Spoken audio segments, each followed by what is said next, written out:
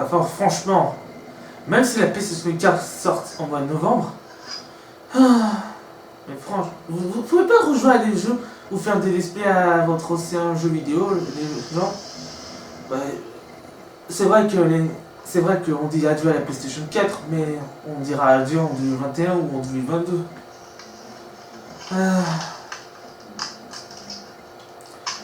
J'adore regarder la télé et j'adore jouer à la PlayStation 4. Et maintenant que j'ai mon logiciel, que j'ai ma game capture, il ne reste plus qu'à trouver un câble qui permet de brancher les anciens rétro, comme la GameCube et la Wii par exemple. Ça y est. L'année prochaine sort la PlayStation 5.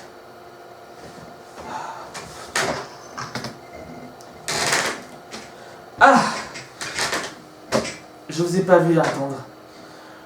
Bonjour mes amis youtubeurs, ici Deepercrit et aujourd'hui on se retrouve pour une nouvelle vidéo sur une critique fan d'un deuxième personnage de la franchise de Griffin. Et ouais, c'est aujourd'hui la dernière critique fan que je sors en décembre, enfin en janvier, ou en février. Enfin bref, c'est cette année que je vais sortir la critique fan sur les Griffins. Alors, comme vous le savez, ça va pas fort à cause du confinement. J'espère qu'en 2021 ça va stopper. Ou en 2022. Ou peut-être comme dans Avenger and the Game. De 2020 en 2025.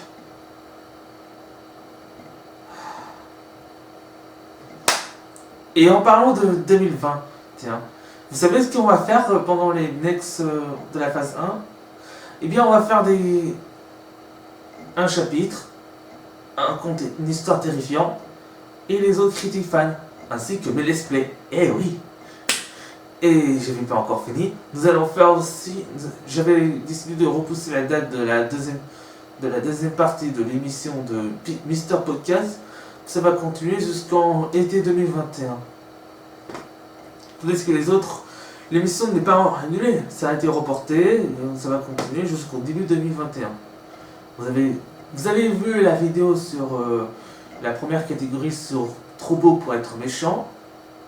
Et maintenant, à partir de 2021, c'est surtout des fans venant dans un autre univers, que ce soit dans les mangas et dans d'autres séries.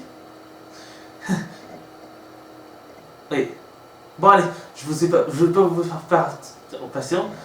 Ne perdons pas une seule seconde sur Cartonique parce que la vidéo va commencer tout de suite.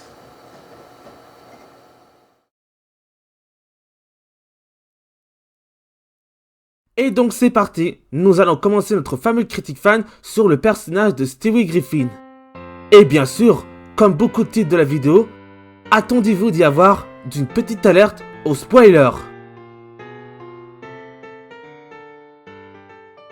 Tout d'abord, une question simple. Qui est Stewie Griffin? Stewart, dit Stevie Gilligan Griffin, est né le 11 septembre 1998 et l'un des deux protagonistes aux côtés de Ryan de la famille Guys. C'est un petit prodige flamboyant et le plus jeune enfant britannique de Peter et Louis et le frère cadet de Chris et Meg. Stevie, équipé de son autre en peluche, Rupert, et de son pistolet laser, a à plusieurs reprises presque à lui conquis le monde et s'encelé par la domination mondiale et le meurtriatrice. Il reste physiquement âgé d'un an depuis Shitty Death Bang jusqu'à Life of Brian 2 Revised Reverse, où il a célébré son deuxième anniversaire d'un épisode diffusé à peine 15 ans plus tard. Tout au long de ses épreuves et tribulations dans la série, Stevie a sans doute connu le plus de développement et de déraillement de personnages. Au cours des saisons suivantes, Stevie est tout en devenu plus ouvert bisexuel, même s'il connaît parfaitement le concept au cours des saisons précédentes de la série. Pourtant, tout au long de tout cela, son personnage principal reste le même. Il est le personnage le plus populaire et préféré des fans, dépassant même le personnage principal de la série, Peter Griffin. Au niveau de son apparence, Stevie est un bébé petit et potelette avec une tête de forme anormale. Sa tête ressemble en quelque sorte à un ballon de football. Il a une mèche de cheveux noirs qui sont peignés sur sa tête davantage en arrière. Ses yeux sont grands, ronds et bien écartés. Il porte une chemise jaune et une salopette rouge et des chaussures bleu clair. Sa personnalité. Stevie était autrefois un bébé maléfique et maniaque déterminé à commettre des actes crapuleuses comme conquérir le monde et essayer de tuer sa mère. C'était un génie maléfique qui utilisait son cerveau pour comploter, intriguer et construire des dispositifs, des tortures et des armes de destruction massive. Il exprimait également très bien et possédait un vocabulaire très large. Il utilisait des phrases avancées et il évoquait de la vie de tous les jours. Au fil du temps, Stevie a commencé à se rapprocher de plus de sa sexualité, commençant à montrer davantage de signes d'attirance vers le personnel de sexe masculin au fil du temps. Il est finalement devenu très attaché à cela et a commencé à s'identifier comme bisexuel ouvert, comme aimer beaucoup plus les hommes que les femmes, même s'il n'avait pas jamais mentionné explicitement. Il a commencé à comporter de manière très flamboyante et fier de sa sexualité. En faisant cela, il est devenu moins un génie maléfique et a finalement arrêté d'essayer de conquérir le monde et de tuer Louis et en quelque sorte commencé à agir comme un être humain ordinaire. Malgré tout, il a fait encore beaucoup de commentaires sarcastiques et sarcastiquement à propos de sa famille et exprime encore beaucoup de maîtrise envers Louis. Et avant de terminer notre vidéo, nous allons parler du petit bonus au sujet de Stevie. Stevie Griffin a été créé par Seth MacFarlane en 1999. Dans Death as a Shadow, sa chemise désormais jaune était violet et sa salopette désormais rouge était verte. L'un des principaux traits du personnage de Stevie est qu'il est déterminé à tuer Louis.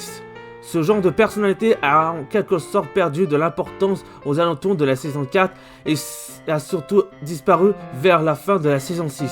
Cependant, Stevie a eu de retours temporaires dans des épisodes comme Mr. and Miss Stevie et Paul Stevie. La question a toujours été de savoir si les gens, à savoir Louis et dans une moindre mesure Peter, peuvent comprendre Stevie quand il parle. Car dans chaque conversation entre Stevie et Louis, si vous imaginez que tous les dialogues de Stevie sont supprimés, tous ceux que Louis dit sont toujours parfaitement en place puisqu'il ne répond pas à Stevie et ne reconnaît pas ce qu'il dit. Il est donc possible qu'elle parle simplement à quelqu'un qui ne parle pas. Dans Mean Over Murder, les dents de Stevie ont poussé. Dans New Kingdom in Tower and Personal Guy, Stevie qui veut devenir pilote de course automobile.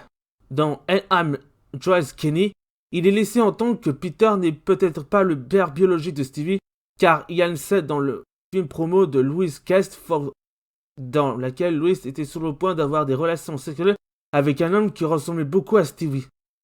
En raison des événements de The Big Bang Theory, Stevie a hypothétiquement 492 ans car il était en stase cryogénique. Dans Hugh Sleeve, il est révélé que Stevie est né le 11 septembre 1990 à 11h04. Il a mentionné qu'il avait été impliqué dans les attentats terroristes du 11 septembre et qu'il était responsable de l'avoir fait le jour de son anniversaire. Stevie est doublé par Seth MacFarlane dans la version originale et Yann Le Maldic dans la version française. Dans Send Me Stevie Plays, Stevie a révélé une tonne d'informations sur lui-même. Pour mémoire, voici les choses qu'il a révélées sur lui-même. Il est bisexuel, cela s'avérait vrai à plusieurs reprises dans la série. Il n'a même pas d'accent britannique, en fait, il a une voix normale.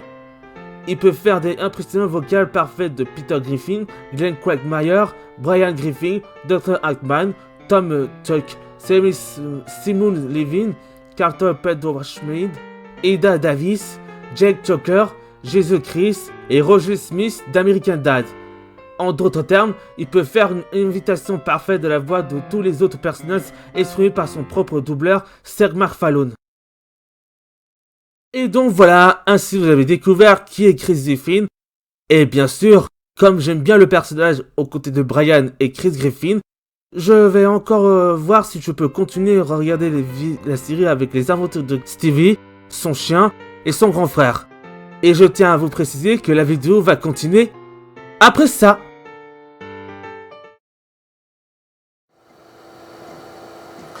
Et donc voilà, ainsi vous avez découvert le personnage de la franchise de Griffin, à savoir Stevie Griffin.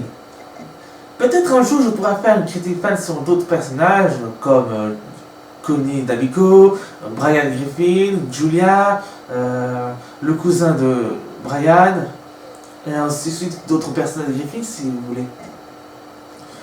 Et en parlant d'autres critiques fans, il y a aussi un critique fan sur un personnage de la franchise de Griffin et qui est aussi l'un des amis de Griffin, à savoir Cleveland. Eh bien, je vais pas faire une critique fan sur lui, mais je peux faire une critique fan sur sa fille adoptive.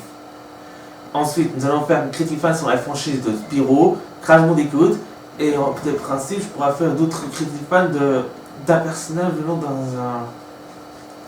dans un jeu vidéo.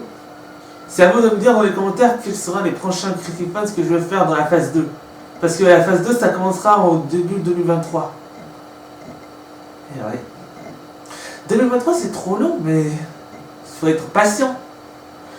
Alors, en tout cas, moi, je vais vous faire un très bon bisou. Si vous aimez tout ça, n'oubliez pas de liker, commenter, d'aller sur Facebook, sur Tumblr. Et surtout, n'oubliez pas, vous pouvez aller sur Ulu de Mr. Flèche. Et vous pouvez aussi aller sur ma page Discord pour me poser des questions. Ce que vous voulez voir comme prochain critique fan en 2023. Et ouais. Bon bah, c'est pas tout ça. Moi je vais regarder une vidéo sur la Next Gen, à savoir la PlayStation 5. Allez, ça serait tout pour aujourd'hui. Merci de m'avoir regardé ces vidéos sur YouTube. Et on se retrouve très bientôt pour une prochaine vidéo sur la phase 1. Ciao!